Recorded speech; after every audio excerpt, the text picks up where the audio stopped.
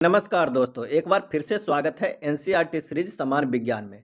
आज का वीडियो है कक्षा 8 में दिए गए प्रमुख चैप्टर आधारित एमसीक्यू प्रश्न। कक्षा 8 में कुल 18 चैप्टर है। इस वीडियो में काफ़ी अच्छे प्रश्नों को सम्मिलित किया गया है। आप इसे पूरा देखें और नए हैं तो सब्सक्राइब जरूर कर लें। और हाँ, कक्षा 6 एंड 7 का वीडियो देखना चाहते हैं तो लिंक डिस्क्रिप्शन में दिया हुआ है, आप वहाँ जाकर देख सकते हैं। तो आइए शुरू करते हैं पहला चैप्टर फसल उत्पादन एवं प्रबंधन के पहले प्रश्न से। भारत में फसलों की ऋतु के आधार पर समानतः दो भागों में बांटा जाता है, रबी और खरीफ फसल।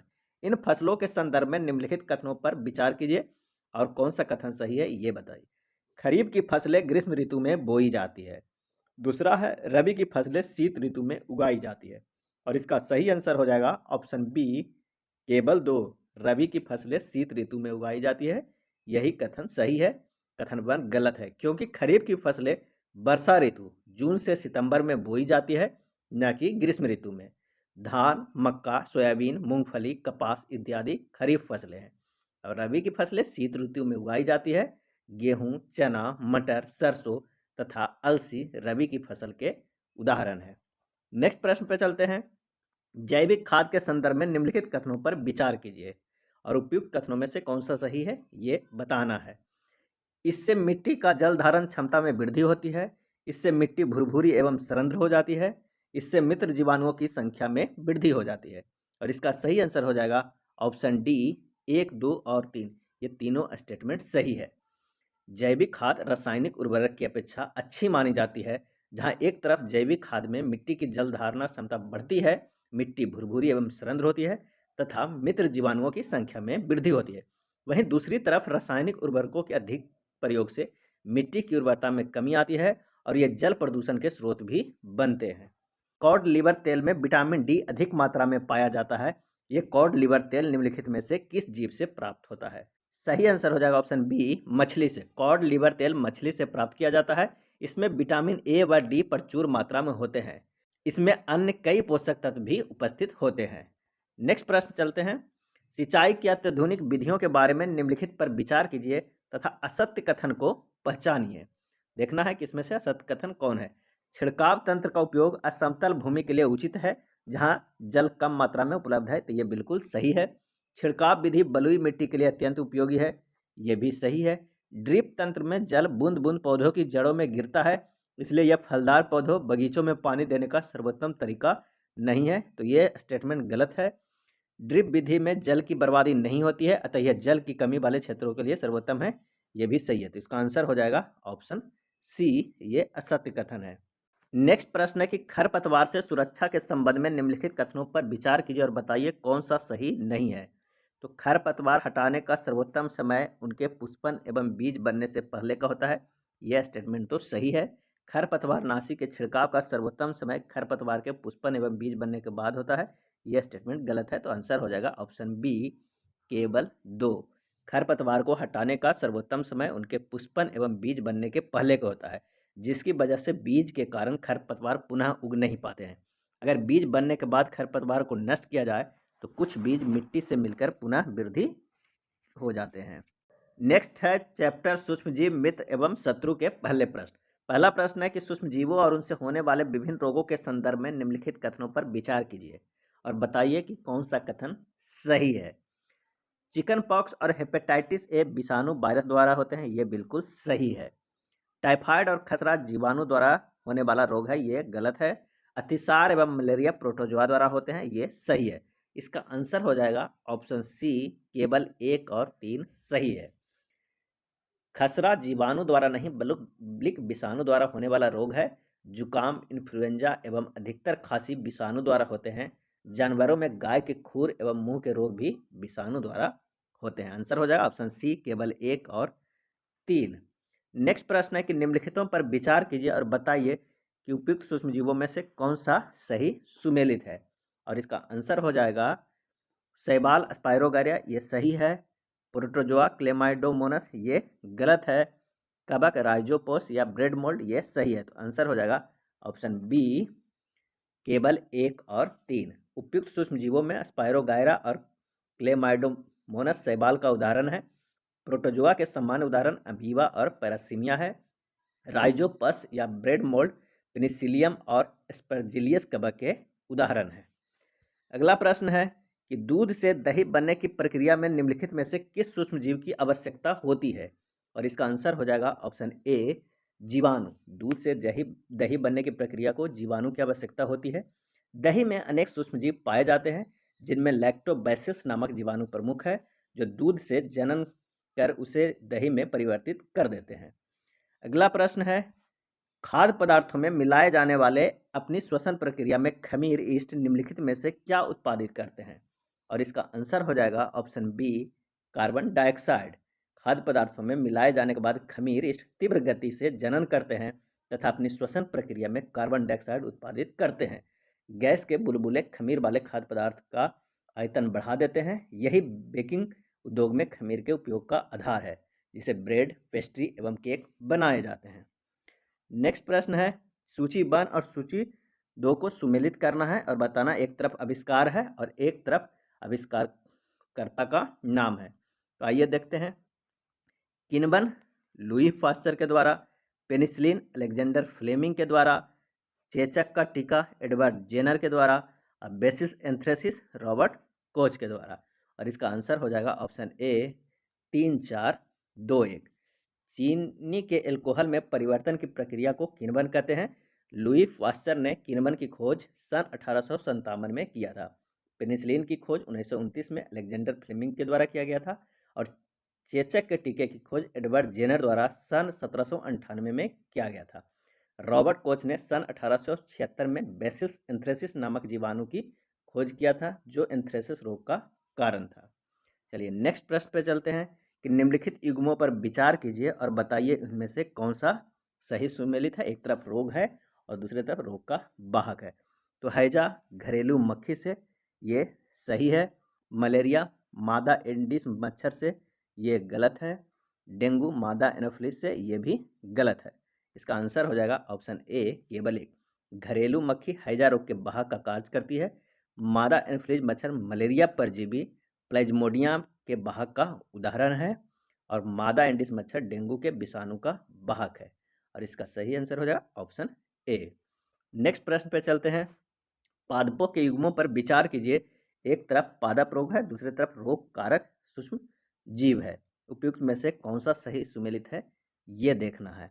तो जो इसका आंसर हो जाएगा नींबू कैंकर जीवाणु द्वारा, ये सही है। गेहूं का रस्ट कवक के द्वारा, ये भी सही है। भिंडी की पीत विषाणु द्वारा होता है, ये भी सही है। सही आंसर हो जाएगा ऑप्शन डी 1, 2 और 3। उपयुक्त में से ये तीनों सही है। नेक्स्ट है, खाद्य परिरक्षकों के संदर्भ में निम्नलिखित कथनों पर विचार कीजिए और कौन सा कथन सही है, ये बताइए।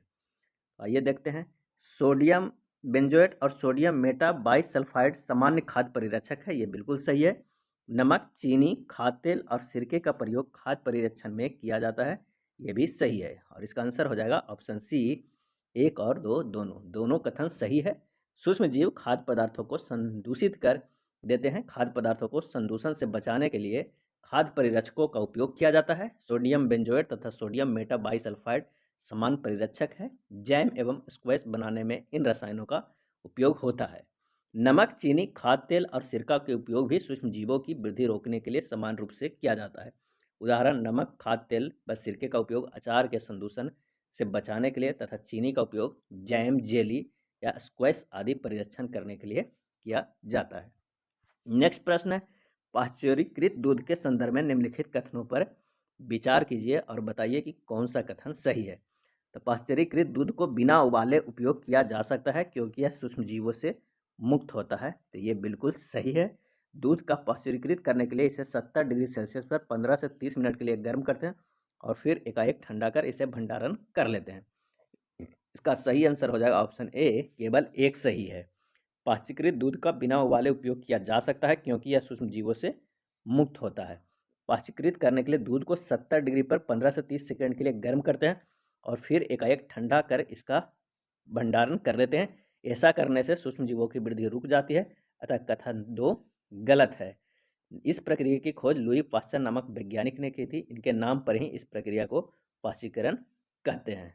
कथन 1 सही है। नेक्स्ट है, नाइट्रोजन चक्र के संदर्भ में निम्नलिखित कथनों में कौन सा सही नहीं है। और इसका जो आंसर हो जाएगा वो आइए देखते हैं कि मिट्टी की उपस्थिति जीवाणु एवं नीले हरे शैवाल वायुमंडलीय नाइट्रोजन को स्थिरीकरण करके नाइट्रोजन यौगिकों में परिवर्तित कर देते हैं, जिसका अवशोषण पौधे करते हैं। ये सही है। पौधे पर निर्भर करने वाले जंतु पौधे से उनके द्वारा संश्लेषित प्रोटीन एवं अन्य नाइट्रोजनी यौगिक प्राप्त करते हैं। ये भी सही है। पौधे एवं जंतुओं की मृत्यु के बाद मिट्टी में उपस्थित जीवाणु एवं कवक नाइट्रोजनी अपशिष्ट को नाइट्रोजनी यौगिकों में परिवर्तित कर देते हैं, जो पौधे द्वारा पुनः उपयोग में होता है। ये भी सही है। कुछ विशिष्ट पौधे एवं जंतु नाइट्रोजनी यौगिकों को नाइट्रोजन गैस में परिवर्तित कर देते हैं, जो वायुमंडल में चली जाती है। ये गलत है, तो इसका आंसर हो जाएगा ऑप्शन डी। नेक्स्ट प्रश्न है कि संश्लेषित रेशे और प्लास्टिक चैप्टर से कि निम्नलिखित पर विचार कीजिए और बताइए कि कौन सा प्राकृतिक बहुलक का उदाहरण है। कपास, पेट, प्लास्टिक। सही आंसर हो जाएगा ऑप्शन ए, केवल एक कपास। बहुलक छोटे इकाइयों से मिलकर बनी एक बड़ी इकाई है। ये प्राकृतिक व संश्लेषित दोनों ही प्रकार के होते हैं। कपास एक प्राकृतिक बहुलक है जो सेलुलोज कहलाता है। सेलुलोज बड़ी संख्या में ग्लूकोज इकाइयों द्वारा निर्मित होता है। ऊन, रेशम तथा चमड़ा भी प्राकृतिक बहुलक का उदाहरण है। चलिए अगले प्रश्न पर चलते हैं। सूची 1 और सूची 2 को सुमेलित करना है और बताना है कि कौन किससे सुमेलित हो रहा है। रियान जो है यह कृत्रिम रेशम कहलाता है। नायलॉन की अगर हम बात करते हैं तो इसकी निर्माण कोयले, जल और वायु से किया जाता है। टेरिलीन की बात करते हैं तो यह एक पॉलिएस्टर है। और एक्रिलिक की बात करते हैं तो इसका उपयोग ऊन, स्वेटर तथा शॉल बनाने में होता है। सही आंसर हो जाएगा ऑप्शन ए 2, 1, 3, 4। अगला प्रश्न है कि आग बुझाने वाले कर्मचारियों के परिधानों पर एक परत चढ़ी होती है जो उसे अग्निरोधक बनाती है। यह परत निम्नलिखित में से किसकी होती है? आंसर हो जाएगा ऑप्शन ए, मेलामाइन की। आग बुझाने वाले कर्मचारियों के परिधानों पर मेलामाइन नामक प्लास्टिक की परत चढ़ी होती है। मेलामाइन आग प्रतिरोधक है तथा अन्य प्लास्टिक की अपेक्षा ऊष्मा को सहने की अधिक क्षमता रखता है। बैकेलाइट ऊष्मा और विद्युत का कुचालक है। यह बिजली के स्विच, विभिन्न बर्तनों के हत्थे आदि बनाने में काम आता है। और पॉलिएस्टर जो पॉली प्लस एस्टर से बना हुआ है, एस्टर की इकाइयों की पुनरावृत्ति से बना है। एस्टर वे रसायन है जो फलों को उनकी गंध प्रदान करते हैं। और टेफ्लॉन एक विशिष्ट प्लास्टिक है जिस पर तेल और जल नहीं चिपकता है। यह भोजन पकाने के पात्रों पर न चिपकने वाली परत लगाने के काम आता है। चलिए नेक्स्ट प्रश्न पे चलते हैं। पदार्थ, धातु और अधातु चैप्टर से है। निम्नलिखित धातुओं में से कौन सी कमरे के तापमान पर द्रव अवस्था में होती है? सही आंसर हो जाएगा ऑप्शन बी, मरकरी। मरकरी पारा केवल ऐसी धातु है जो कमरे के तापमान पर द्रव अवस्था में पाई जाती है। सोडियम और पोटेशियम धातु नरम होती है और उनको चाकू से काटा जा सकता है। नेक्स्ट प्रश्न है, कॉपर के बर्तनों को लंबे समय तक नम वायु में खुला रखने पर उन पर एक हल्का हरा पदार्थ जमा हो जाता है। यह हरा पदार्थ निम्नलिखित में कौन सा होता है? सही आंसर हो जाएगा ऑप्शन सी, ए और बी का मिश्रण, कॉपर हाइड्रोक्साइड और कॉपर कार्बोनेट का मिश्रण। ऑप्शन सी सही हो जाएगा। जब कॉपर के बर्तन को लंबे समय तक नम वायु में खुला रखा जाता है तो उस पर एक हल्की हरी परत जम जाती है। यह हरा पदार्थ कॉपर हाइड्रोक्साइड CuOH के होल ट्वाइस और कॉपर कार्बोनेट CuCO3 का मिश्रण होता है। अगला प्रश्न है, निम्नलिखित में कौन सी एक अति सक्रिय अधातु है जो वायु में खुला छोड़ देने पर आग पकड़ लेती है? सही आंसर हो जाएगा option A, phosphorus. Phosphorus, iodine और ब्रोमीन तीनों अधातुएं हैं। सामान्यतः अधातु जल से अभिक्रिया नहीं करते हैं, यद्यपि वे वायु में बहुत सक्रिय हो सकते हैं। इन तीनों में फास्फोरस एक बहुत सक्रिय अधातु है। यह वायु में खुला छोड़ देने पर आग पकड़ लेती है। फास्फोरस से वायुमंडलीय ऑक्सीजन का संपर्क न हो इसलिए उसे जल में रखा जाता है। और ब्रोमीन एक मात्र ऐसी धातु है जो कमरे के तापमान पर द्रव अवस्था में होती है। और सोडियम एक धातु है जो बहुत अभिक्रियाशील होती है। यह ऑक्सीजन और जल के साथ अत्यंत तीव्र अभिक्रिया करती है। इस अभिक्रिया में बहुत अधिक ऊष्मा उत्पन्न होती है, इसलिए यह मिट्टी के तेल में रखी जाती है। नेक्स्ट प्रश्न है, सोने के पुराने आभूषण में चमक लाने हेतु उन्हें पॉलिश किया जाता है। पॉलिश करने के बाद आभूषण का वजन पुराने आभूषण से क्या हो जाता है? आंसर हो जाएगा ऑप्शन बी, कम हो जाता है। सोने की पॉलिश के दौरान रासायनिक अभिक्रिया के कारण आभूषण की ऊपरी परत हट जाती है, जिससे आभूषण नए की तरह चमकने लगते हैं, परंतु ऊपरी परत हटने के कारण वजन में कुछ कमी हो जाता है। ऑप्शन बी सही हो जाएगा। नेक्स्ट प्रश्न है, कोयला और पेट्रोलियम चैप्टर से। विश्व का पहला तेल कुआं निम्नलिखित में से कहाँ ड्रिल किया गया था? सही आंसर हो जाएगा ऑप्शन ए पेनिसिल्वेनिया में। विश्व का पहला तेल कुआं पेनिसिल्वेनिया में अमेरिका 1859 में ड्रिल किया गया था। इसके 8 वर्ष बाद 1867 में असम के माकुम नामक स्थान पर तेल का पता चला था। भारत में तेल असम, गुजरात, बॉम्बे हाई और गोदावरी तथा कृष्णा नदियों के बेसिन में पाया जाता है। नेक्स्ट प्रश्न है कि माख और अन्य कीटों को भगाने हेतु प्रयोग में लाई जाने वाली नेफ्थलीन की गोलियां निम्नलिखित में किससे प्राप्त की जाती है? सही जवाब है ऑप्शन बी, कोलतार से। नेफ्थलीन की गोलियां कोलतार से प्राप्त की जाती है। कोक, कोलतार और कोल गैस कोयले से प्राप्त उत्पाद है। प्राकृतिक गैस को उच्च दाब पर संपीड़ित करके प्राकृतिक गैस के रूप में भंडारित किया जाता है। भारत में प्राकृतिक गैस के विशाल भंडार। हमारे देश में प्राकृतिक गैस त्रिपुरा, राजस्थान, महाराष्ट्र, कृष्णा गोदावरी डेल्टा में पाई जाती है। आंसर हो जाएगा ऑप्शन बी, नेफ्थलीन की गोलियां कोलतार से निकाली जाती है। नेक्स्ट है, कौन सा जीवाश्म ईंधन है? कोयला, पेट्रोलियम, प्राकृतिक गैस। सही आंसर हो जाएगा ऑप्शन डी, 1, 2 और 3 तीनों ये जीवाश्म ईंधन है, कोयला, पेट्रोलियम और प्राकृतिक गैस। अगला प्रश्न है कि पेट्रोलियम के परिष्करण से प्राप्त उत्पाद कौन सा है? डीजल, पैराफिन मोम, मिट्टी का तेल, स्नेहक तेल। आंसर हो जाएगा ऑप्शन सी, उपयुक्त में से सभी। पेट्रोलियम के परिष्करण से प्राप्त उत्पाद है। इसके अलावा पेट्रोलियम, द्रवित पेट्रोलियम गैस, बिटुमिन भी पेट्रोलियम के परिष्करण से प्राप्त होते हैं और बाकी ये सभी जो हैं वो पेट्रोलियम के परिष्करण से प्राप्त होते हैं। अगला चैप्टर है दहन और ज्वाला से। पदार्थों के दहन और ज्वलन ताप के संदर्भ में निम्नलिखित कथनों पर विचार कीजिए और बताइए कि कौन सा कथन सही है। पदार्थ के दहन के लिए ऑक्सीजन आवश्यक है। इस प्रक्रम में ऊष्मा और प्रकाश उत्पन्न होते हैं, तो ये बिल्कुल सही है। ज्वलन ताप पर निम्न ताप है जिस पर दाह्य पदार्थ ईंधन आग पकड़ता है, ये भी सही है। फास्फोरस का दहन वायु की उपस्थिति में कमरे के तापमान पर ही हो जाता है, ये भी सही है। आंसर हो जाएगा ऑप्शन डी, 1, 2 और 3 ये तीनों कथन सही है। दहन की प्रक्रिया में पदार्थ ऑक्सीजन से अभिक्रिया करके ऊष्मा और प्रकाश देता है और दहन के लिए ऑक्सीजन यानी वायु आवश्यक है और वह न्यूनतम ताप जिस पर कोई पदार्थ जलने लगता है उसका ज्वलन ताप कहलाता है। फास्फोरस का ज्वलन ताप इतना निम्न होता है कि वह कमरे के ताप पर भी वायु की उपस्थिति में जल उठता है। अगला प्रश्न है कि निरापद यानी सेफ्टी माचिस के निर्माण में प्रयुक्त रसायनों के संदर्भ में निम्नलिखित कथनों पर विचार कीजिए और बताइए कि कौन सा कथन सही है। पहला जो है, इसकी तिल्ली के सिरे पर एंटीमनी ट्राइसल्फाइड और पोटेशियम क्लोराइड KClO3 लगा होता है। दूसरा है, इसकी गड़ने वाली सतह पर चूर्णित कांच और सफ़ेद फास्फोरस का उपयोग किया जाता है और इसका सही आंसर हो जाएगा ऑप्शन ए, केवल एक स्टेटमेंट सही है। इसकी तिल्ली के सिरे पर एंटीमनी ट्राइसल्फाइड और पोटेशियम क्लोराइड KClO3 लगा होता है। अगला प्रश्न है, आग बुझाने वाले का कार्य यानी ऑक्सीजन का प्रवाह काटना या ईंधन का ताप कम करना या दोनों होते हैं। इस संदर्भ में निम्नलिखित कथनों पर विचार कीजिए और बताइए कि कौन सा कथन सही है। आग में जल डालने पर उत्पन्न जलवाष्प ज्वलनशील पदार्थ को घेर लेती है और वायु की आपूर्ति बंद हो जाती है। दूसरा है, आग बुझाने के लिए कार्बन डाइऑक्साइड का उपयोग करने पर यह आग को एक कंबल की तरह लपेट लेती है जिससे ईंधन और ऑक्सीजन के बीच संपर्क टूट जाता है। ये दोनों स्टेटमेंट सही है, इसलिए आंसर हो जाएगा 1 और 2। नेक्स्ट प्रश्न है, मोमबत्ती की ज्वाला के संदर्भ में निम्नलिखित कथनों में से कौन सा सही है और इस कूट का प्रयोग कर सही उत्तर को चुनना है।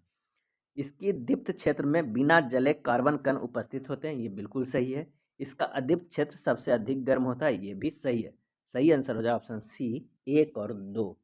दहन के समय जो पदार्थ वाष्पित होते हैं वे ज्वाला का निर्माण करते हैं। मोमबत्ती में दहन के समय उत्पन्न ज्वाला के 3 भिन्न क्षेत्र होते हैं, ज्योतिहीन क्षेत्र, दीप्त क्षेत्र और दीप्त क्षेत्र। इसके दीप्त क्षेत्र में बिना जले कार्बन कण उपस्थित होते हैं। मोमबत्ती की ज्वाला का अदीप्त क्षेत्र सबसे अधिक गर्म होता है। ये ज्वाला का सबसे बाहरी क्षेत्र है जो नीले रंग का होता है। चलिए अगले प्रश्न पर चलते हैं। निम्नलिखित कथनों पर विचार कीजिए और बताइए कि कौन सा कथन सही है। ईंधन के अपूर्ण दहन से विषैली कार्बन डाइऑक्साइड गैस बनती है, ये कथन गलत है। वायु में कार्बन डाइऑक्साइड गैस की अधिक मात्रा विश्व उष्णन ग्लोबल वार्मिंग का कारण बनती है, ये सही है। सल्फर और नाइट्रोजन के ऑक्साइड वर्षा में घुलकर अम्ल वर्षा उत्पन्न करती है, ये भी सही है। आंसर हो जाएगा ऑप्शन बी, केवल 2 और 3 सही है। एक गलत है क्योंकि ईंधन के अपूर्ण दहन से कार्बन मोनोऑक्साइड गैस बनती है, यह अत्यंत विषैली गैस है। अगला प्रश्न है कि आदर्श ईंधन के बारे में असत्य कथन बताइए, और इसका जो आंसर हो जाएगा वो हो जाएगा इसका ऊष्मीय मान निम्न तथा ज्वलन ताप अत्यधिक होता है। ये असत्य कथन है। यह सस्ता, आसानी से उपलब्ध तथा वहन योग्य होता है। ये सही है। यह ऐसी गैस से या शेष नहीं छोड़ता जो पर्यावरण को प्रदूषित करते हो। ये भी सही है। यह आसानी से जलने वाला तथा इसका ऊष्मीय मान उच्च होता है। ये भी सही है। ये तीनों आदर्श ईंधन का सही स्टेटमेंट है। अगला है पौधे एवं जंतु संरक्षण चैप्टर से वनो उन्मूलन से होने वाले प्रभावों के संदर्भ में निम्नलिखित में से कौन सा सही नहीं है। सही आंसर हो जाएगा ऑप्शन सी, मृदा के गुण अप्रभावित रहते हैं। ये सही नहीं है। पृथ्वी पर तापमान के स्तर में वृद्धि होती है, भौम जल स्तर नीचे चला जाता है, मृदा की जलधारणा क्षमता घट जाती है वनो उन्मूलन होने के कारण। नेक्स्ट प्रश्न है कि निम्नलिखित कथनों पर विचार कीजिए और बताइए कि कौन सा सही है, और इसका आंसर हो जाएगा, देखते हैं, किसी विशेष क्षेत्र में पाए जाने वाले पेड़ पौधे एवं जीव जंतु क्रमशः उस क्षेत्र के वनस्पति जात फ्लोरा और प्राणी जात फोना कहलाते हैं। तो ये बिल्कुल सही है। पौधे और जंतुओं की वह प्रजाति जो किसी विशेष क्षेत्र में विशिष्ट रूप से पाई जाती है उसे उस क्षेत्र विशेष की स्थानिक प्रजाति कहते हैं। ये भी सही आंसर हो जाएगा ऑप्शन सी। चलिए नेक्स्ट प्रश्न पे चलते हैं कि वनस्पति जात और प्राणी जात तथा उनके आवासों के संरक्षण हेतु संरक्षित क्षेत्र चिन्हित किए गए हैं। उन संरक्षित क्षेत्रों के संदर्भ में निम्नलिखित युग्मों में कौन सा सही है ये बताना है। अभ्यारण्य वह क्षेत्र जहाँ प्राणियों अथवा जंतुओं को मारना या उनका शिकार करना अथवा उनको पकड़ना पूर्णतः निषिद्ध होता है। ये बिल्कुल सही है।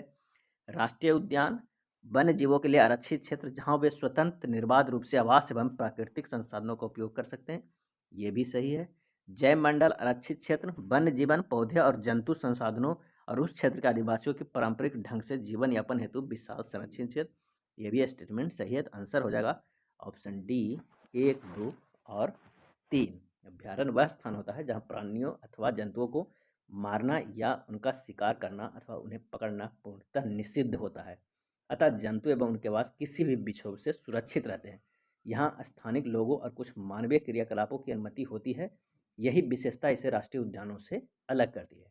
राष्ट्रीय उद्यान वन्य जीवन के विकास के लिए आरक्षित ऐसे क्षेत्र होते हैं जहाँ बफर जोन तथा कोर जोन में किसी भी तरह के मानवीय क्रियाकलाप पूरी तरह से निषिद्ध होती है। अतः यहाँ वन्य जीव स्वतंत्र रूप से आवास एवं प्राकृतिक संसाधनों का उपयोग कर सकते हैं। नेक्स्ट प्रश्न देखते हैं। पंचमढ़ी जैव मंडल आरक्षित क्षेत्र के संदर्भ में निम्नलिखित कथनों पर विचार कीजिए और बताइए कि कौन सा सही है। इसके अंतर्गत पेंच नामक एक राष्ट्रीय उद्यान तथा बोरी एवं पंचमढ़ी नामक 2 वन्यजीव अभ्यारण्य आते हैं। ये गलत है। बिसन भारतीय विशाल गिलहरी तथा उड़ने वाली गिलहरी इस क्षेत्र के स्थानीय प्राणी है। ये सही है। इस क्षेत्र में से चट्टानों में आवास और शैल चित्रकला के रूप में मानव गतिविधियों के प्रागैतिहासिक साक्ष्य मिले हैं। ये भी सही है। इसका आंसर हो जाएगा ऑप्शन बी, केवल 2 और 3। कथन 1 गलत है क्योंकि पंचमढ़ी जैव मंडल आरक्षित क्षेत्र में सतपुड़ा नामक एक राष्ट्रीय उद्यान तथा बोरी एवं पंचमढ़ी नामक 2 वन्य जीव अभ्यारण्य आते हैं। सतपुड़ा राष्ट्रीय उद्यान भारत का प्रथम आरक्षित वन है। यहाँ पर सर्वोत्तम किस्म का टीक यानी सौगान मिलती है। रेड डाटा पुस्तक के संदर्भ में निम्नलिखित कथनों में कौन सा सही है और उपयुक्त कथनों में कौन सा सही है ये बताना है। तो आइए देखते हैं। यह वह पुस्तक है जिसमें सभी विशेष स्थानिक स्पेसीज का रिकॉर्ड रखा जाता है। ये गलत है। यह वह पुस्तक है जिसमें जैव मंडल आरक्षित क्षेत्रों का रिकॉर्ड रखा जाता है। ये भी गलत है। यह वह पुस्तक है जिसमें सभी संकटग्रस्त प्रजातियों का रिकॉर्ड रखा जाता है। ये सही है। आंसर हो जाएगा ऑप्शन सी, केवल 3 सही है, परंतु 1 और 2 गलत है, क्योंकि रेड डाटा पुस्तक वह पुस्तक है जिसमें सभी संकटग्रस्त प्रजातियों का रिकॉर्ड रखा जाता है। पौधे, जंतुओं और अन्य प्रजातियों के लिए अलग अलग रेड डाटा पुस्तकें हैं। कुछ संकटग्रस्त वन्यजीवी हमारे वन्य प्राणी अभ्यारण्यों में सुरक्षित एवं संरक्षित है। संरक्षित क्षेत्रों में बड़े एवं छोटे दोनों प्रकार के जंतुओं का संरक्षण किया जाता है, क्योंकि परितंत्र में उनके योगदान को अनदेखा नहीं किया जा सकता है। बड़े जंतुओं की अपेक्षा छोटे प्राणियों के विलुप्त होने की संभावना कहीं अधिक होती है। अगला प्रश्न पे चलते हैं कि निम्नलिखित में से कौन से परितंत्र का हिस्सा है, इकोसिस्टम का हिस्सा है। सही आंसर हो जाएगा ऑप्शन डी, उपयुक्त में से सभी पेड़ पौधे, सभी प्राणी एवं सूक्ष्मजीव, अजैव घटक, उपयुक्त में से सभी इसका सही होगा। किसी क्षेत्र के सभी पौधे, प्राणी एवं सूक्ष्मजीव अजैव घटकों जैसे जलवायु, भूमि, नदी, डेल्टा, धूप इत्यादि संयुक्त रूप से किसी परितंत्र का निर्माण करते हैं। नेक्स्ट है चैप्टर कोशिका संरचना एवं प्रकार से। कोशिका के संदर्भ में निम्नलिखित कथनों पर विचार कीजिए और बताइए कि कौन सा सही है। यह किसी जीव की सूक्ष्मता जीवित रचना है। सर्वप्रथम कोशिका की खोज रॉबर्ट हुक द्वारा की गई थी। सबसे छोटी कोशिका जीवाणु कोशिका तथा सबसे बड़ी कोशिका शुतुरमुर्ग का अंडा है। इसका सही आंसर हो जाएगा ऑप्शन डी। ये तीनों कथन सही है। जीव का सूक्ष्मतम जीवित रचना को कोशिका कहते हैं, अतः यह जीवों में मूलभूत संरचनात्मक इकाई है। कोशिकाएं मिलकर ऊतकों का निर्माण करती है तथा ऊतकों से अंगों का निर्माण होता है। सर्वप्रथम सन 1665 ईस्वी में कौर की कोशिकाओं की खोज हुई, जिसके खोजकर्ता रॉबर्ट हुक थे, इसलिए दूसरा स्टेटमेंट भी सही है। और सबसे छोटी कोशिका एक जीवाणु कोशिका तथा सबसे बड़ी कोशिका शुतुरमुर्ग का अंडा है। चलिए अगले प्रश्न पे चलते हैं। निम्नलिखित पर विचार कीजिए और बताइए कि कौन से एक कोशिकीय संरचना के उदाहरण है। आंसर हो जाएगा अमीबा एक कोशिकीय पैरामीशियम भी है, मुर्गी का अंडा भी है, श्वेत रक्त कोशिकाएं WBC। आंसर हो जाए ऑप्शन डी 1, 2, 3 और 4। ये चारों सही है। एकल कोशिका सिंगल सेल से बनी संरचना एक कोशिकीय संरचना कहलाती है। अमीबा, पैरामीशियम, मुर्गी का अंडा और श्वेत रक्त कोशिकाएं ये सभी एकल संरचना के उदाहरण हैं। वे जीव जिनका शरीर एक से अधिक कोशिकाओं का बना होता है बहुकोषीय कहलाते हैं। एक कोशिका जीवों में एकल कोशिका ही वे सभी मूलभूत प्रकार्य श्वसन, उत्सर्जन, वृद्धि एवं प्रजनन इत्यादि करती है, जो बहुकोषीय जीवों में विशिष्ट कोशिकाओं के समूह द्वारा संपादित किया जाता है। नेक्स्ट है कोशिका के मूल घटक कोशिका झिल्ली, कोशिका द्रव और केंद्रक है। इन घटकों के संदर्भ में निम्नलिखित कथनों पर विचार कीजिए और बताइए कि कौन सा कथन सही है। कोशिका झिल्ली एक कोशिका की दूसरी कोशिका एवं घेरे हुए माध्यम से अलग करती है। ये बिल्कुल सही है। कोशिका द्रव कोशिका झिल्ली एवं केंद्रक के बीच पाए जाने वाला एक जेली जैसा पदार्थ है। ये भी सही है। क्रोमोजोम्स अथवा गुणसूत्र केंद्रक में उपस्थित होता है। ये भी सही है। तो इसका आंसर हो जाएगा ऑप्शन डी 1, 2 और 3। ये तीनों स्टेटमेंट सही है। नेक्स्ट है प्रोकैरियोटिक कोशिका के संदर्भ में निम्नलिखित कथनों पर विचार कीजिए और बताइए कि कौन सा सही है। इसमें केंद्रक झिल्ली अनुपस्थित होता है। ये बिल्कुल सही है। विषाणु और नीले हरे शैवाल इसके उदाहरण हैं। ये गलत है। आंसर हो जाएगा ऑप्शन ए केवल एक सही है। ऐसी कोशिकाएं जिसमें सुसंगठित केंद्रक नहीं होता अर्थात केंद्रक झिल्ली अनुपस्थित होती है वो प्रोकैरियोटिक कोशिका कहलाती है। इसके विपरीत जिनमें सुसंगठित केंद्रक पाया जाता है वह यूकैरियोटिक कोशिका कहलाती है। प्रोकैरियोटिक कोशिकाओं वाले जीव प्रोकैरियोट्स कहलाते हैं और जीवाणु और नीले हरे शैवाल इसके उदाहरण हैं। नेक्स्ट प्रश्न पे चलते हैं। पादप और जंतु कोशिकाएं एक दूसरे से भिन्नता रखती है। इस भिन्नता के संदर्भ में निम्नलिखित कथनों पर विचार कीजिए और बताइए कि कौन सा कथन सही है। जंतु कोशिका में पादप कोशिका से इतर कोशिका भित्ति नामक अतिरिक्त आवरण होता है। ये गलत है। प्लास्टिड नामक रंगीन संरचनाएं केवल पादप कोशिका में पाई जाती है। ये सही है। जंतु कोशिका में अनेक छोटी छोटी रिक्तियाएं होती हैं जबकि पादप कोशिका में एक बड़ी केंद्रीय रिक्तियां होती। ये भी सही है। तो आंसर हो जाएगा ऑप्शन सी केवल 2 और 3। कथन एक गलत है क्योंकि जंतु कोशिका में कोशिका भित्ति अनुपस्थित होती है। कोशिका भित्ति पादप कोशिका में कोशिका झिल्ली के अतिरिक्त एक अन्य आवरण के रूप में उपस्थित होती है। यह पादप कोशिका को आकार एवं दृढ़ता प्रदान करती है। जीवाणु कोशिका में भी कोशिका भित्ति पाई जाती है। चलिए नेक्स्ट प्रश्न पे चलते हैं। संदेश स्थानांतरण का कार्य निम्नलिखित में से कौन सी कोशिकाएं करती है। सही आंसर हो जाएगा ऑप्शन बी लंबी शाखान्वित तंत्रिका कोशिकाएं। मानव शरीर में अनेक प्रकार की कोशिकाएं होती हैं जो कार्य और आकृति से भिन्न हो सकती है। संदेश प्राप्त कर उसके स्थानांतरण का कार्य तंत्रिका कोशिकाओं के द्वारा किया जाता है। ये कोशिकाएं आकृति में लंबी और शाखान्वित होती है। सभी प्रकार रक्त कोशिकाएं गोलाकार और पेशी कोशिकाएं तर्करूपी होती है। नेक्स्ट प्रश्न पे चलते हैं। जंतुओं में जनन चैप्टर से है। इन विट्रो निषेचन के संदर्भ में निम्नलिखित कथनों पर विचार कीजिए और बताइए कि कौन सा कथन सही है। इस तकनीक के निषेचन होने पर युग्मनज जायगोट को लगभग 1 सप्ताह तक विकसित करने के बाद माता के गर्भाशय में स्थापित किया जाता है। ये स्टेटमेंट सही है। नेक्स्ट देखते हैं। इस तकनीक के द्वारा जन्मे शिशु को प्रश्नली शिशु कहते हैं क्योंकि शिशु का विकास प्रश्नली में होता है। तो ये स्टेटमेंट गलत है। आंसर हो जाएगा ऑप्शन ए केवल 1। शरीर से बाहर कृत्रिम निषेचन इन विट्रो निषेचन कहलाता है। यदि निषेचन के लिए शुक्राणु अंडवाहिनी अवरुद्ध होने के कारण अंडाणु तक नहीं पहुंच पाते तो ऐसे में चिकित्सक ताज़ा अंडाणु एवं शुक्राणु एकत्र करके उसे उचित माध्यम से कुछ घंटों के लिए एक साथ रखते हैं, जिसे इन विट्रो निषेचन कहते हैं, आईवीएफ कहते हैं। अगर निषेचन हो जाता है तो युग्मनज को लगभग 1 सप्ताह तक विकसित किया जाता है, जिसके पश्चात उसे माता के गर्भाशय में स्थापित किया जाता है। माता के गर्भाशय में पूर्ण विकसित होने के बाद शिशु का जन्म सामान्य शिशु की तरह ही होता है। इस तकनीक द्वारा जन्मे शिशु को प्रखनली शिशु कहते हैं। यह एक मिथ्या नाम है क्योंकि शिशु का विकास प्रखनली में नहीं होता है। अतः कथन 2 गलत आंसर है। नेक्स्ट है, जनन का पहला चरण निषेचन कहलाता है। जंतुओं में निषेचन के संदर्भ में निम्नलिखित कथनों पर विचार कीजिए और बताइए कि कौन सा कथन सही है। शुक्राणु और अंडाणु का संलयन निषेचन कहलाता है, ये बिल्कुल सही है। सभी अंडप्रजक जंतुओं में निषेचन मादा के शरीर के बाहर होता है, ये गलत है। आंसर हो जाएगा ऑप्शन ए, केवल 1। अगला है, सजीवों में जन्म और विकास के संदर्भ में निम्नलिखित युग्मों पर विचार कीजिए और बताइए कि कौन सा सुमेलित है। मुकुलन अमीबा की जनन प्रक्रिया है, ये गलत है। द्विखंडन हाइड्रा की जनन प्रक्रिया है, ये भी गलत है। कायांतरण लार्वा का कुछ उग्र परिवर्तनों द्वारा वयस्क जंतु में बदलना है, ये सही है।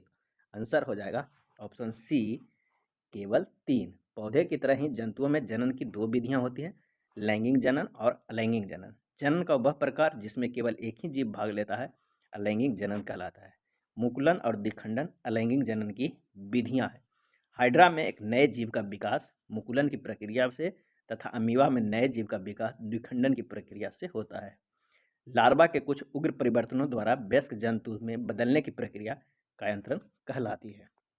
नेक्स्ट है, क्लोनिंग के संदर्भ में निम्नलिखित कथनों पर विचार कीजिए और बताइए कि कौन सा कथन सही है। यह किसी समरूप कोश का या किसी अन्य जीवित भाग अथवा संपूर्ण जीव को कृत्रिम रूप से उत्पन्न करने की प्रक्रिया है, ये सही है। सर्वप्रथम सफलतापूर्वक उत्पन्न क्लोन डॉली नामक एक मादा भेड़ थी, ये भी सही है। डॉली एक फिन डॉर्सेट भेड़ की क्लोन थी, ये भी सही है। इसका आंसर हो जाएगा ऑप्शन डी, ये तीनों स्टेटमेंट सही है। नेक्स्ट प्रश्न है किशोरावस्था की ओर चैप्टर से।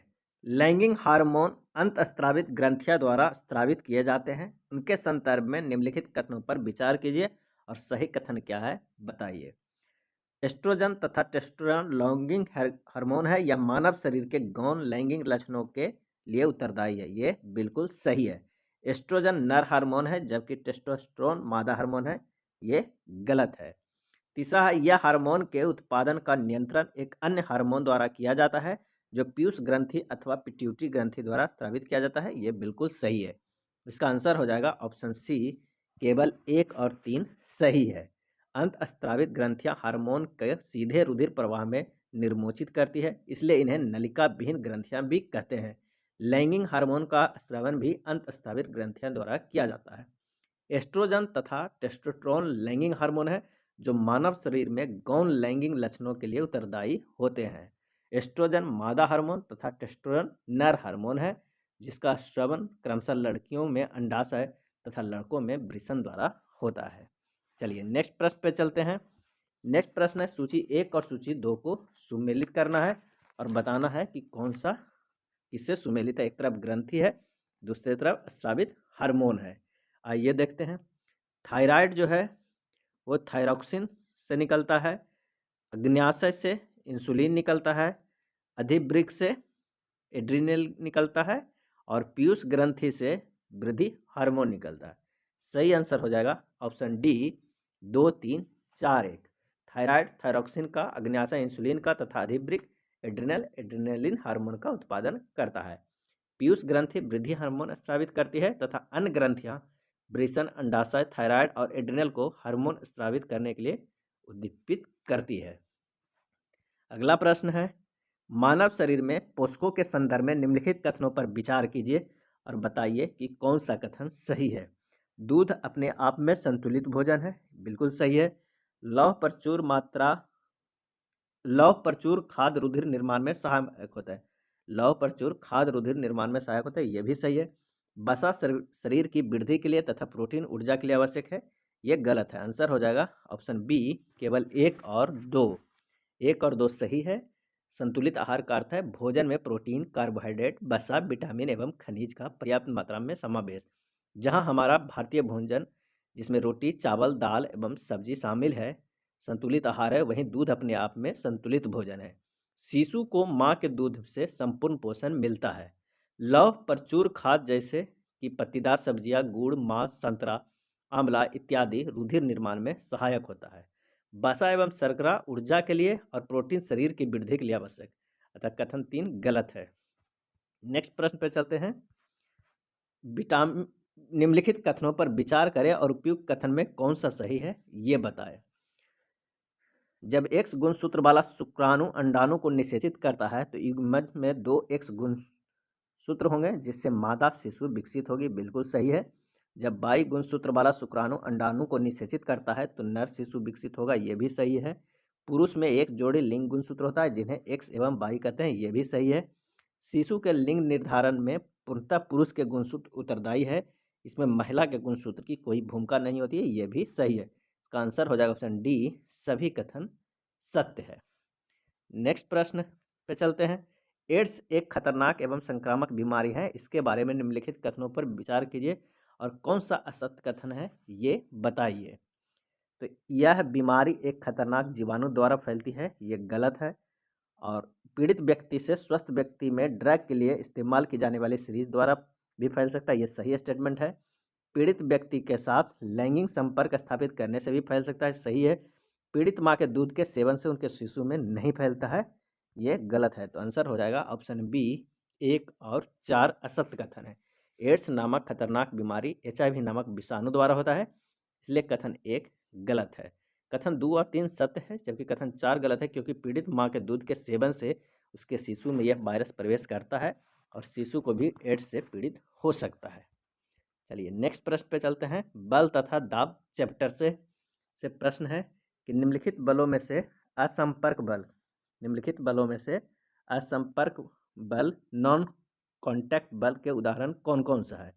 और इसका सही जो आंसर हो जाएगा वो देखते हैं, चुंबकीय बल, स्थिर वैद्युत बल और गुरुत्वाकर्षण बल, ये नॉन कॉन्टैक्ट बल है, जबकि घर्षण बल और पेशीय बल कॉन्टैक्ट बल है। चुंबकीय बल, स्थिर विद्युत बल, गुरुत्वाकर्षण बल तीनों ही नॉन कॉन्टैक्ट बल के उदाहरण है और यह बल वस्तु के संपर्क में न होने पर भी कार्य करता है। घर्षण तथा पेशीय बल संपर्क कॉन्टैक्ट बल के उदाहरण है। इन बलों के लगने के लिए वस्तु से संपर्क की आवश्यकता है। आंसर हो जाएगा ऑप्शन बी, केवल 2 और 3। नेक्स्ट प्रश्न है, गुरुत्व बल के संदर्भ में निम्नलिखित कथनों पर विचार कीजिए और कौन सा कथन सही है ये बताइए। गुरुत्व बल केवल पृथ्वी का गुण है, ये गलत है। विश्व के सभी वस्तुएं एक दूसरे पर गुरुत्व बल लगाती है, ये बिल्कुल सही है। गुरुत्व बल के कारण ही नदियों में पानी नीचे की ओर बहता है, ये भी सही है। और इसका आंसर हो जाएगा ऑप्शन सी, केवल 2 और 3 सही है। नेक्स्ट प्रश्न है घर्षण चैप्टर से कि घर्षण के संदर्भ में निम्नलिखित कथनों पर विचार कीजिए और कौन सा कथन है ये बताइए। घर्षण से उष्मा उत्पन्न होती है, ये सही है। कबड्डी के खिलाड़ी अपने हाथों पर मिट्टी रगड़ते हैं ताकि प्रतिद्वंदी खिलाड़ी को पकड़ने पर घर्षण में वृद्धि हो, ये भी सही है। तरलों द्वारा लगाए गए घर्षण का कर्षण ड्रैग कहते हैं, ये भी सही है। सर्पी घर्षण स्थैतिक घर्षण से कम होता है, ये भी सही है। आंसर हो जाएगा ऑप्शन डी, ये चारों स्टेटमेंट सही है। घर्षण कम करने वाले पदार्थों को क्या कहते हैं? स्नेहक कहते हैं, लुब्रिकेंट कहते हैं। अगला प्रश्न है लोटनिक, स्थैतिक तथा सर्पी घर्षण के कारण बलों को घटते क्रम में व्यवस्थित करें। सही आंसर हो जाएगा ऑप्शन सी, स्थैतिक, उसके बाद सर्पी, उसके बाद लोटनिक। आंसर सी सही हो जाएगा। स्थिर सतहों के बीच लगने वाले घर्षण बल को स्थैतिक घर्षण बल कहते हैं। नेक्स्ट प्रश्न है ध्वनि चैप्टर से। ध्वनि के संदर्भ में निम्नलिखित कथनों पर विचार कीजिए, कौन सा सही है ये बताइए। यह ठोस, द्रव, गैस व निर्वात सभी में संचरण कर सकती है, ये सही है या गलत है? तो ये बिल्कुल गलत है। इसकी तीव्रता प्रबलता डेसिबल में मापी जाती है, ये सही है। मानव कानों के लिए इसकी श्रव्य आवृत्ति का प्रयास 20,000 से 20,000 हर्ट्ज तक है, ये भी सही है। सही जवाब है ऑप्शन बी, केवल 2 और 3 सही है। नेक्स्ट है ध्वनि के तारत्व के संबंध में निम्नलिखित कथनों पर विचार कीजिए और बताइए कि कौन सा कथन सही है। यह ध्वनि की आवृत्ति पर निर्भर करता है, यह सही स्टेटमेंट है। पक्षी उच्च तारत्व की ध्वनि उत्पन्न करता है जबकि शेर की दहाड़ का तारत्व मंद होता है, यह भी सही है। समानतः महिला की आवाज़ पुरुष की अपेक्षा अधिक तारत्व वाली होती है, यह भी सही है। सही आंसर हो जाएगा ऑप्शन डी, 1, 2, 3 उपयुक्त में से सभी कथन सही है। ध्वनि की प्रबलता या तीव्रता इसके आयाम पर तथा तीक्ष्णता या तरत्व इसकी आवृत्ति पर निर्भर करता है। अधिक आयाम प्रबल ध्वनि तथा छोटा आयाम मंद ध्वनि उत्पन्न करता है। इसी प्रकार अधिक आवृत्ति उच्च तरत्व तथा निम्न आवृत्ति कम तरत्व के लिए उत्तरदायी है। नेक्स्ट प्रश्न है कथन और कारण का। आकाश में तड़ित तथा मेघ गर्जन की घटना एक समान तथा समान दूरी पर घटित होती है, लेकिन हमें तड़ित पहले दिखाई देती है तथा मेघ गर्जन बाद में सुनाई देता है। कारण है प्रकाश सभी माध्यम में संचरित हो सकता है परंतु ध्वनि निर्वात में संचरण नहीं करता है। और इसका आंसर हो जाएगा बी, कथन और कारण दोनों सही है परंतु कारण कथन का सही व्याख्या नहीं है। तड़ित का पहले दिखाई देना तथा मेघ गर्जन के बाद में सुनाई देना प्रकाश की तीव्र चाल 3 × 10⁸ मीटर पर सेकंड तथा ध्वनि की अपेक्षाकृत धीमी चाल 331 मीटर पर सेकंड के कारण होता है। प्रकाश की चाल वायुमंडल में ध्वनि की चाल की कई गुना अधिक होती है, जिसके कारण प्रकाश का संवेदन हम पहले करते हैं जबकि ध्वनि का कुछ देर बाद करते हैं। नेक्स्ट प्रश्न है विद्युत धारा के रासायनिक प्रभाव चैप्टर से कथन और कारण का है। खाद्य पदार्थों के भंडारण में उपयोग किए जाने वाले टीन के डिब्बों में लोहे के ऊपर टीन का विद्युत लेपन किया जाता है। कारण टीन लोहे से कम क्रियाशील होता है। सही आंसर हो जाएगा ऑप्शन ए। एसर्शन रीजन दोनों सही है और रीजन भी है एसर्शन का सही स्पष्टीकरण है। खाद्य पदार्थों के भंडारण के लिए उपयोग किए जाने वाले टीन के डिब्बे में लोहे के ऊपर टीन का विद्युत लेपन किया जाता है क्योंकि टीन लोहे से कम क्रियाशील होता है। इस प्रकार से खाद्य पदार्थ लोहे के संपर्क में नहीं आते हैं और खराब होने से बच जाते हैं। विद्युत द्वारा किसी पदार्थ पर किसी वांछित धातु की परत निक्षेपित करने या चढ़ाने की प्रक्रिया को ही विद्युत लेपन कहते हैं। यह विद्युत धारा के रासायनिक प्रभाव का एक सर्वाधिक समान उपयोग है।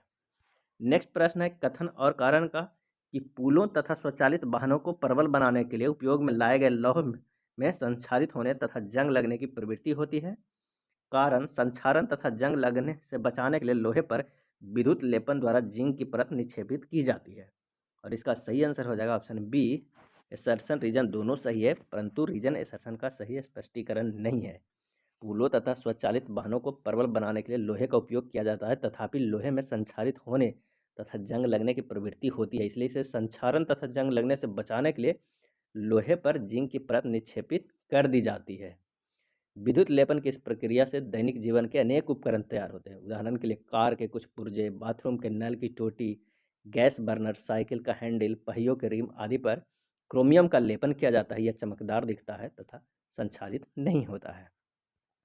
नेक्स्ट प्रश्न है निम्नलिखित कथनों पर विचार कीजिए और बताइए कि कौन सा असत्य है। नमक घुला हुआ जल विद्युत का अच्छा चालक होता है, ये बिल्कुल सही है। आसुत जल भी विद्युत का एक अच्छा चालक है, ये असत्य है। आसुत जल विद्युत का एक अच्छा चालक है, ये असत्य है।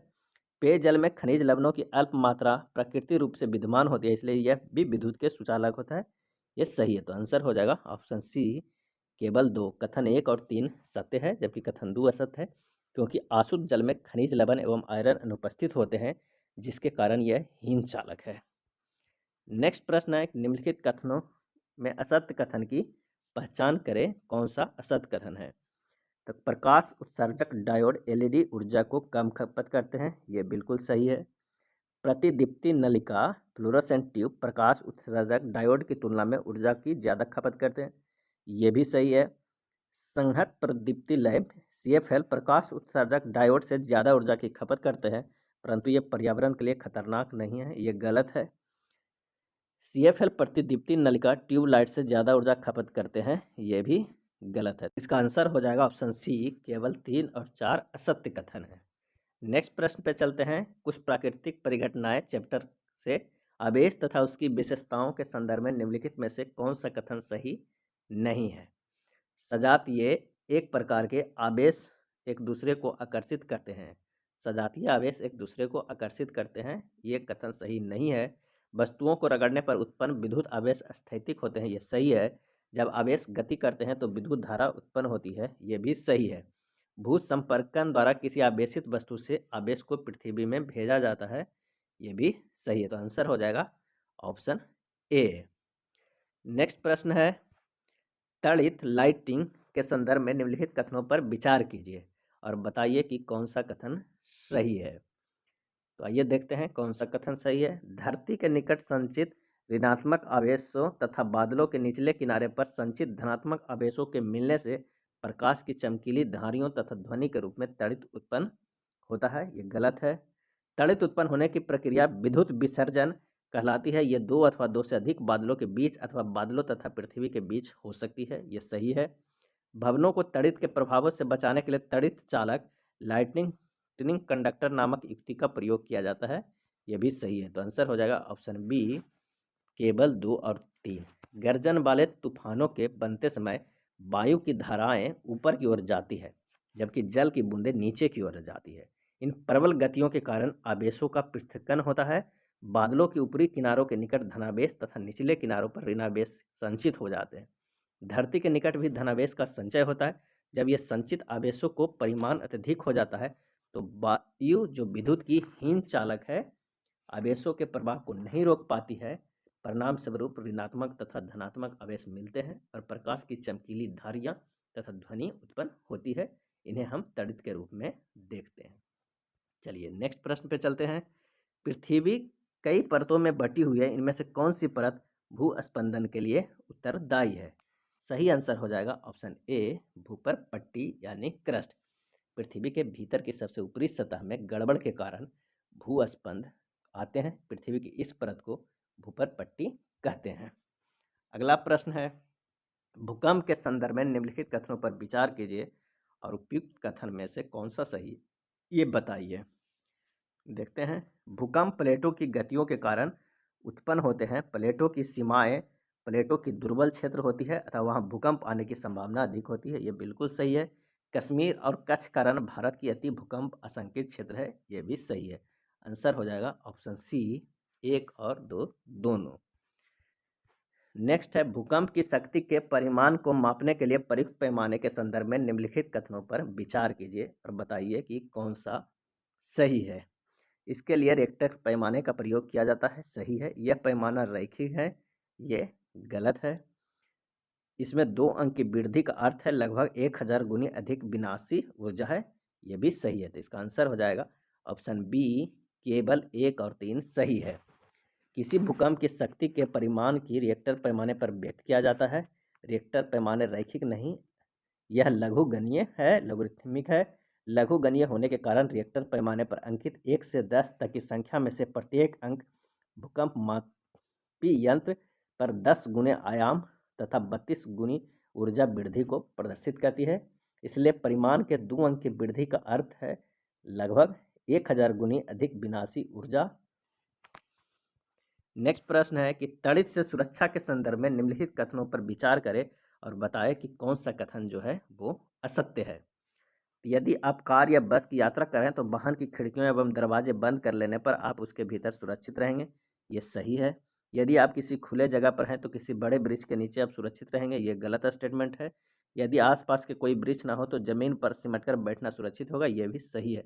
आंसर हो जाएगा ऑप्शन बी केवल 2 असत्य है, बाकी 1 और 3 सत्य कथन है। अगला प्रश्न है, प्रकाश चैप्टर से निम्नलिखितों पर विचार कीजिए और बताइए कि उपयुक्त में से कौन से किसी वस्तु को देख पाने की घटना से संबंधित है। वस्तु द्वारा स्वयं का प्रकाश उत्सर्जन, वस्तु द्वारा प्रकाश का प्रवर्तन, प्रकाश का विक्षेपण। और इसका सही आंसर हो जाएगा ऑप्शन ए केवल 1 और 2। वस्तु द्वारा स्वयं का प्रकाश का उत्सर्जन, वस्तु द्वारा प्रकाश का प्रवर्तन। किसी वस्तु को देख पाने के लिए आवश्यक है कि वस्तु से प्रकाश आंखों पर आए या प्रकाश वस्तु से उत्सर्जित या प्रवर्तित होकर आ सकता है। नेक्स्ट प्रश्न है कि प्रकाश के परावर्तन के संदर्भ में निम्नलिखित कथनों पर विचार कीजिए और बताइए कि कौन सा कथन सही है। इस घटना में आपतन कोण सदैव परावर्तन कोण के बराबर होता है। आपतित किरण, परावर्तित किरण तथा आपतन बिंदु पर खींचा गया अभिलंब तीनों एक ही तल में होते हैं। इसका सही आंसर होगा ऑप्शन सी 1 और 2 दोनों स्टेटमेंट सही है। इन्हें प्रकाश के प्रवर्तन नियम भी कहते हैं। नेक्स्ट प्रश्न है, निम्नलिखित में से नेत्रों को कौन सा भाग नेत्रों के विशिष्ट रंग के लिए उत्तरदायी होता है। सही आंसर हो जाएगा ऑप्शन डी परितारिका आइरिस। परितारिका मानव नेत्र का भाग है जो इसे इसका विशिष्ट रंग प्रदान करती है। अगला प्रश्न है, रेटिना के संदर्भ में निम्नलिखित कथनों पर विचार कीजिए और बताइए कि कौन सा कथन सही है। यह अनेक तंत्रिका कोशिकाओं की बनी होती है, बिल्कुल सही है। ब्लाइंड स्पॉट रेटिना तथा दृक तंत्रिका ऑप्टिक नर्व्स की संधि पर उपस्थित होता है, यह भी सही है। इस पर बने प्रतिबिंब का प्रभाव वस्तु को हटा लेने पर तुरंत ही समाप्त नहीं होता है, यह भी सही है। आंसर हो जाएगा ऑप्शन डी। 1 और 3 ये तीनों स्टेटमेंट सही है। रेटिना अनेक तंत्रिकी कोशिकाओं का बना होता है।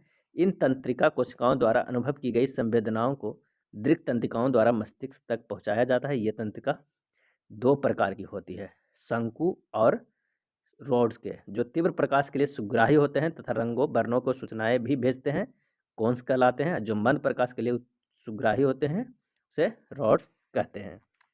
चलिए नेक्स्ट प्रश्न पे चलते हैं। मानव नेत्र के संदर्भ में निम्नलिखित कथनों पर विचार कीजिए। मानव नेत्र के संदर्भ में निम्नलिखित कथनों पर विचार कीजिए और बताइए कि कौन सा सही है। सामान्य नेत्र दूरी रखी वस्तुओं के साथ साथ निकट की वस्तुओं को भी स्पष्टता देख सकता है, यह सही है। वह न्यूनतम दूरी जिस पर नेत्र वस्तुओं को स्पष्टता देख सकता है आयु के साथ साथ परिवर्तित होती रहती है, यह भी सही है। मोतियाबिंद नेत्र का लेंस धुंधला हो जाने के कारण होता है, यह भी सही है। मोतियाबिंद नेत्र का लेंस धुंधला हो जाने के कारण होता है, यह भी सही। तो आंसर हो जाएगा ऑप्शन डी, तीनों कथन सही है। वह न्यूनतम दूरी जिस पर नेत्र वस्तुओं की स्पष्टता देख सकता है आयु के साथ परिवर्तित होती रहती है। सामान्य नेत्र द्वारा पढ़ने के लिए सर्वाधिक सुविधाजनक दूरी लगभग 25 सेंटीमीटर होती है। मोतियाबिंद वृद्धावस्था में नेत्र का लेंस धुंधला हो जाने के कारण होता है। इसकी चिकित्सा की प्रक्रिया में चिकित्सक द्वारा इस अपारदर्शी लेंस को हटाकर नया कृत्रिम लेंस लगा दिया जाता है। नेक्स्ट प्रश्न है, ब्रेल सिस्टम निम्नलिखित में से किससे संबंधित है? और इसका आंसर हो जाएगा चक्षु विकृति युक्त विजुअली चैलेंज व्यक्तियों के लिए। विजुअली चैलेंज व्यक्तियों के लिए ब्रेल सिस्टम संबंधित है। ऑप्शन सी सही हो जाएगा। नेक्स्ट है, जंतुओं के नेत्र विभिन्न आकृति के होते हैं तथा विभिन्न विशेषताएं रखते हैं। इन विशेषताओं के संदर्भ में निम्नलिखित कथनों पर विचार कीजिए और बताइए कि सही कथन क्या है। तो देखते हैं, केकड़े के नेत्र बहुत छोटे होते हैं परंतु वह चारों ओर देख सकते हैं, यह बिल्कुल सही है। तितली के नेत्र बड़े होते हैं परंतु सहस्त्रों छोटे नेत्रों से मिलकर बने प्रतीत होते हैं, यह भी सही है। उल्लू के नेत्र में बड़ा कॉर्निया तथा बड़ी पुतली होती है ताकि नेत्र में अधिक प्रकाश प्रवेश कर सके, यह भी सही है। आंसर हो जाएगा ऑप्शन डी, 1, 2 और 3 ये तीनों सही है।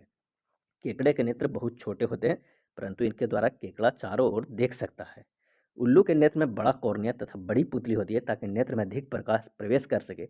इसी के साथ साथ इसके रेटिना में बड़ी संख्या में शलाकाएं होती है तथा केवल कुछ ही शंकु होते हैं, जिस कारण उल्लू रात में भली भांति देख सकता है परंतु दिन में नहीं। इसके विपरीत दिन में पक्षियों के नेत्रों में शंकु अधिक तथा शलाकाएं कम होती है। अगला प्रश्न है, तारे एवं सौर परिवार से चंद्रमा के संदर्भ में निम्नलिखित कथनों पर विचार कीजिए और कौन सा कथन सही है ये बताइए। ये पृथ्वी की एक परिक्रमा पूरी करने में अपने अक्ष पर एक घूर्णन पूरा करता है, ये बिल्कुल सही है। इसकी पूर्ण चक्रिका वाला दिन पूर्णिमा कहलाता था तथा एक पूर्णिमा से दूसरी पूर्णिमा तक की अवधि 29 दिन से कुछ कम होती है। तो इसका आंसर हो जाएगा ऑप्शन ए, केवल एक सही है। चंद्रमा पृथ्वी की एक परिक्रमा पूरी करने में अपने अक्ष पर एक घूर्णन पूरा करता है। कथन 2 गलत है क्योंकि चंद्रमा की पूर्ण चक्रिका वाला दिन पूर्णिमा कहलाता है परंतु एक पूर्णिमा से दूसरी पूर्णिमा तक की अवधि 29 दिन से कुछ अधिक होती है। बहुत से कैलेंडरों में इस अवधि को एक माह कहते हैं। पूर्णिमा के पश्चात प्रत्येक रात्रि को चंद्रमा का चमकीला भाग घटता चला जाता है क्योंकि चंद्रमा को अपना प्रकाश नहीं होता है, हमें उसकी वही भाग दिखाई देता है जिस भाग से सूर्य का परावर्तित प्रकाश हम तक पहुँचता है। पूर्णिमा के 15वें दिन चंद्रमा दिखाई नहीं पड़ता है, इस दिन को अमावस्या कहते हैं। अमावस्या के अगले दिन जब चंद्रमा का एक छोटा सा भाग आकाश में दिखता है वह बालचंद्र न्यू मून डे कहलाता है। 21 जुलाई 1969 को अमेरिका के अंतरिक्ष यात्री नील आर्मस्ट्रांग ने सबसे पहले चंद्रमा पर अपने कदम रखे थे। उनके बाद एडविन एल्ड्रिन चंद्रमा पर उतरे थे, वे दूसरे व्यक्ति थे। नेक्स्ट प्रश्न है, तारों के संदर्भ में निम्नलिखित कथनों पर विचार कीजिए और बताइए कि कौन सा कथन सही है। तारे सूर्यास्त होते ही पूर्व में उदित होते हैं तथा सूर्यास्त के पहले ही पश्चिम में अस्त हो जाते हैं, ये गलत है। तारों के बीच की दूरी को प्रकाश पर में व्यक्त किया जाता है, ये भी सही है। आंसर हो जाएगा ऑप्शन बी, ऑप्शन 2 सही है क्योंकि सारे तारे दिन के समय भी आकाश में होते हैं तथापि उस समय सूर्य के प्रकाश के कारण ये दिखाई नहीं देते हैं। पृथ्वी के घूर्णन के कारण ये तारे पूर्व से पश्चिम की ओर गति करते प्रतीत होते हैं। तारों के बीच की दूरी को प्रकाश पर में व्यक्त किया जाता है। प्रकाश पर प्रकाश द्वारा 1 वर्ष में चली गई दूरी है। प्रकाश की चाल 3 लाख किलोमीटर प्रति सेकंड होती है। इस प्रकार सूर्य की पृथ्वी की दूरी लगभग 8 प्रकाश मिनट लगभग 15 करोड़ किलोमीटर है। नेक्स्ट प्रश्न पे चलते हैं। कथन एवं कारण का है। सूर्य पूरब में उदित तथा पश्चिम में अस्त होता है। पृथ्वी के घूर्णन अक्ष इसकी कक्षा के तल के लंबता नहीं है। और इसका सही आंसर हो जाएगा ऑप्शन बी। दोनों स्टेटमेंट सही है, लेकिन रीजन एसर्शन का सही स्पष्टीकरण नहीं है। सूर्य पूरब में उदित तथा पश्चिम में अस्त होता है। ऐसा पृथ्वी के अपने अक्ष पर पश्चिम से पूरब दिशा में घूमने के कारण होता है। पृथ्वी का घूर्णन अक्ष इसकी कक्षा के तल में लंबता नहीं है। इसका अपने अक्ष पर झुकाव पृथ्वी पर ऋतु परिवर्तन के लिए उत्तरदायी है। पृथ्वी का यह झुकाव 23 डिग्री 5 सेकेंड है। नेक्स्ट प्रश्न है, ध्रुव तारे के संदर्भ में निम्नलिखित कथनों पर विचार कीजिए और कौन सा कथन सही है ये बताइए। सभी तारे इसकी परिक्रमा करते प्रतीत होते हैं, ये बिल्कुल सही है। ये पृथ्वी की अक्ष की दिशा में स्थित है, ये भी सही है। यह दक्षिणी गोलार्ध में नहीं दिखाई देता है, ये भी सही है। इसका सही आंसर हो जाएगा ऑप्शन डी 1, 2 और 3। ये तीनों कथन सही है।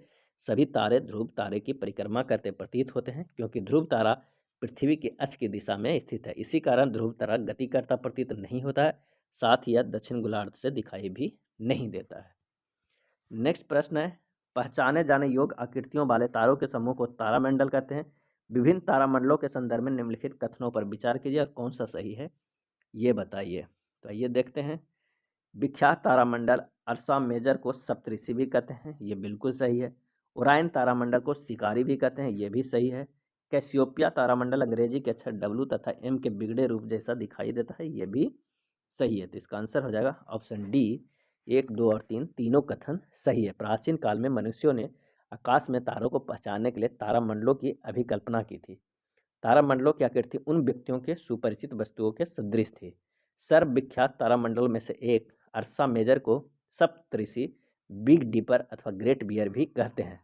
ओरायन आकाश में सर्वाधिक भव्य तारामंडलों में गिना जाता है, इसे शिकारी भी कहते हैं।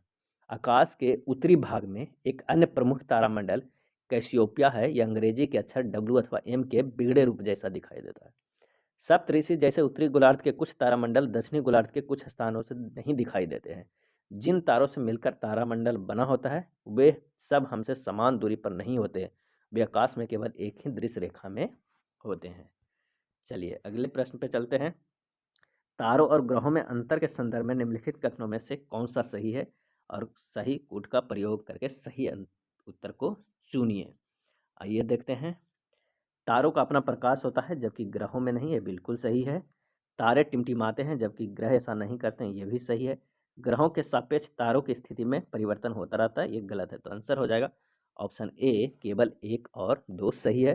तारों में अपना प्रकाश होता है परंतु ग्रहों में नहीं, ये ग्रह केवल अपने ऊपर पड़ने वाले सूरज के प्रकाश को परावर्तित करते हैं। तारे टिमटिमाते हैं जबकि ग्रह ऐसा नहीं करते हैं। तारों के सापेक्ष सभी ग्रहों की स्थिति बदलती रहती है, न कि ग्रहों के सापेक्ष तारों की स्थिति बदलती रहती है। अगले प्रश्न पे चलते हैं। सूची 1 और सूची 2 को मिलान करना। एक तरफ सौर परिवार के ग्रह है, दूसरे तरफ इसकी विशेषता है। आइए मिलान करते हैं। बुध सूर्य के निकटतम ग्रह है। शुक्र जो है रात्रि के आकाश में सबसे अधिक चमकीला ग्रह है। बृहस्पति सौर परिवार का सबसे बड़ा ग्रह है। अरुण या यूरेनस अपने अक्ष पर अत्यधिक झुकाव है। आंसर हो जाएगा ऑप्शन ए 1, 2, 3, 4। सौर परिवार 8 ग्रहों तथा क्षुद्र ग्रहों, धूमकेतुओं तथा उल्काओं के झुंड से मिलकर बना है। सूर्य की दूरी के अनुसार ग्रहों के क्रम है बुध, शुक्र, पृथ्वी, मंगल, बृहस्पति, शनि, यूरेनस तथा नेपच्यून। बुध सूर्य का निकटतम ग्रह है। यह हमारे सौर परिवार का लघुतम ग्रह है। इसे सूर्योदय के तुरंत पूर्व अथवा तुरंत बाद क्षितिज पर देखा जा सकता है। इसका कोई उपग्रह नहीं है। शुक्र ग्रह पृथ्वी का निकटतम पड़ोसी है। रात्रि के आकाश में यह सबसे अधिक चमकीला ग्रह है। यह कभी कभी पूर्वी आकाश में सूर्योदय से पूर्व तथा कभी कभी सूर्यास्त के तुरंत पश्चात पश्चिमी आकाश में दिखाई देता है, इसलिए इसे प्रायः प्रभात तारा अथवा सांध्य तारा कहते हैं। इसका कोई अपना उपग्रह नहीं होता है। अरुण अपने अक्ष पर अधिक झुकाव हुआ है, इस कारण यह कक्षीय गति करते समय अपने पृष्ठ पर लुढ़कता सा प्रतीत होता है। शुक्र की भांति यूरेनस भी पूरब से पश्चिम दिशा में घूर्णन करता है। चलिए नेक्स्ट प्रश्न पे चलते हैं। नेक्स्ट प्रश्न है, निम्नलिखित युग्मों पर विचार कीजिए और बताइए कि ग्रहों और उनके रंग के उपयुक्त में से कौन सा सही है। आइए देखते हैं। पृथ्वी नीली रंग का सही है। मंगल लाल, ये भी सही है। सनी पीला, ये भी सही। तो आंसर हो जाएगा ऑप्शन डी, ये तीनों सही है। अंतरिक्ष से देखने पर पृथ्वी के पृष्ठ पर जल तथा भूमि से प्रकाश के परावर्तित होने के कारण वह नीली हरी प्रतीत होती है। पृथ्वी का केवल एक उपग्रह है, चंद्रमा।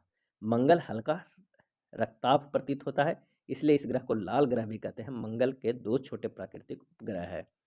शनि रंग में पीला सा प्रतीत होता है। इस ग्रह के चारों ओर एक वलय इसे सौर परिवार में अद्वितीय बनाते हैं। ग्रहों में यह सबसे कम सघन, इसका घनत्व जल के घनत्व से भी कम है। नेक्स्ट है, निम्नलिखित कृत्रिम उपग्रहों में से कौन सा भारत द्वारा प्रमोचित पहला उपग्रह था? आंसर हो जाएगा ऑप्शन ए, आर्यभट्ट। भारत ने बहुत से कृत्रिम उपग्रहों का निर्माण तथा प्रमोचन किया। आर्यभट्ट भारत का प्रथम उपग्रह था। नेक्स्ट प्रश्न है, क्षुद्र ग्रह धूमकेतु तथा उल्का के संदर्भ में निम्नलिखित कथनों पर विचार कीजिए और सही कथन को बताइए। क्षुद्र ग्रह मंगल और बृहस्पति की कक्षाओं के बीच में उपस्थित होता है, ये बिल्कुल सही है। धूमकेतु परबलीय कक्षाओं में सूर्य की परिक्रमा करते हैं, ये भी सही है। उल्का को टूटता तारा या शूटिंग स्टार कहते हैं, ये भी सही। आंसर डी सही हो जाएगा। 1, 2 और 3। अगले प्रश्न पे चलते हैं। सूर्य पृथ्वी का निकटतम तारा है। सूर्य के पश्चात दूसरा निकटतम तारा निम्नलिखित में से कौन सा है? और इसका आंसर हो जाएगा option C, Alpha Centauri. Sirius या लुब्धक आकाश में सबसे अधिक चमकीला तारा है जो ओरायन तारामंडल के निकट दिखाई देता है।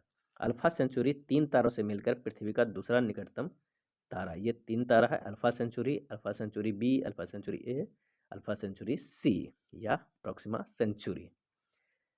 इसमें अल्फा सेंचुरी ए तथा बी चमकीले जबकि प्रोक्सिमा सेंचुरी कम चमकीला तारा है। इन तीनों तारों में प्रोक्सिमा सेंचुरी पृथ्वी के सबसे निकटतम है। ये तीनों समांतर देखने पर एक ही दिखाई देते हैं तथा मिलकर सिरियस और कैनोपस के बाद तीसरा सबसे चमकीला तारा बन जाते हैं। अगला है, वायु तथा जल का प्रदूषण से। पेट्रोल तथा डीजल आधारित वाहनों से विभिन्न प्रकार की प्रदूषक गैसें निकलती है। इन गैसों में मुख्य क्या है? आंसर हो जाएगा carbon dioxide, carbon monoxide, nitrogen के ऑक्साइड। ऑप्शन ए सही। 1, 2 और 3। अगला प्रश्न है, निम्नलिखित कथनों पर विचार करें और बताएं कि कौन सा कथन जो है वो असत्य है। ओजोन परत सूर्य से आने वाले हानिकारक पराबैंगनी किरणों से बचाव करती है, ये बिल्कुल सही है। धुएं में नाइट्रोजन के ऑक्साइड अन्य वायु प्रदूषकों तथा कोहरे से मिलकर धूम कोहरा बनाते हैं, ये भी सही है। पेट्रोलियम परिष्करणाशालाएं सल्फर डाइऑक्साइड तथा नाइट्रोजन डाइऑक्साइड जैसी गैसीय प्रदूषकों के प्रमुख स्रोत हैं, ये भी सही है। पेट्रोल तथा डीजल ईंधनों के अपूर्ण दहन से कार्बन डाइऑक्साइड उत्पन्न होती, ये गलत है। पेट्रोल तथा डीजल के अपूर्ण दहन से कार्बन मोनोऑक्साइड उत्पन्न होती है, न कि कार्बन डाइऑक्साइड। आंसर हो जाएगा ऑप्शन डी, केवल 4 असत्य है।